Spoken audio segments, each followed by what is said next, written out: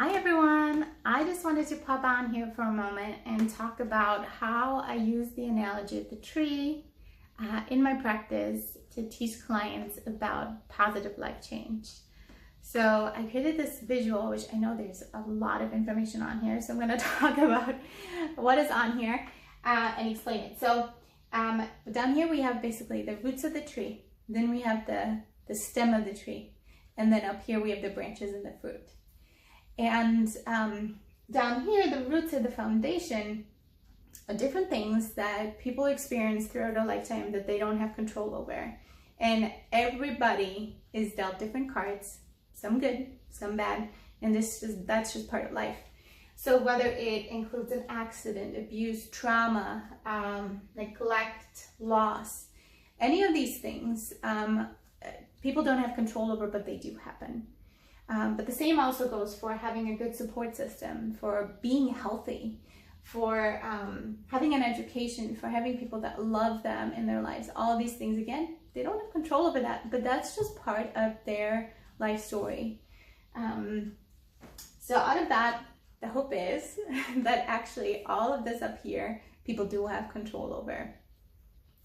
And either they choose a destructive lifestyle as a response to this, or they choose a healthy lifestyle as a response to this, and they're creating something new for their family or new for their own life as well as for their future generations to come. So part of the destructive lifestyle would include things like addiction, substance abuse, having no boundaries in relationships, self-harm, degrading self-talk. All these things are part of a destructive, dysfunctional lifestyle, leading to consequences such as continued abuse, loneliness, depression, emptiness. All these things can be tough results, tough consequences of a destructive lifestyle. On the other hand, we have people who live a healthy lifestyle. So they have good self-care, they are very thankful, they have positive self-talk, they practice coping skills that are effective, they express their feelings. They have worked through some of these things from the past, and that then results in fulfilling relationships, confidence, trust, self-worth, a positive self-image, all these good things that bring quality of life. So when people come to see me as a counselor, or when they simply decide, I just really want to make changes in my life, they either come because they've had a really bad experience, they have coped in a really bad way and they're starting to realize they can't do that anymore, or they've experienced some really bad consequences and now they want to start making changes. The good thing is that change is possible.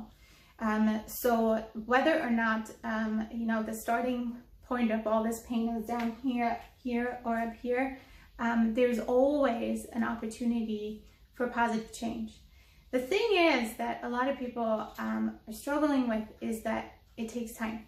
So I created this other visual to explain that a little bit, is that basically that old way of coping is a very well-established trait.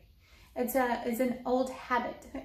And starting something new is like planting a tiny little new tree. And it's going to take time for this one to grow and for this one to die down. And it just depends on which one am I going to nourish today. The old tree, especially in the beginning of change, is going to get triggered all the time because that's what people are used to, right? That's how they have coped their entire life. And whether they learned this coping through modeling by other people, trial and error, they've done it for some time. So it really takes a while for this new tree to become very well established and for this old tree to die down. And yeah, so basically the idea behind it is though that change is possible. I've seen it plenty of times in my clients' lives, stories I've read of other people, in my own life. Change is possible. It's just a matter of being dedicated to do the hard work and to continue to nourish that brand new little tree.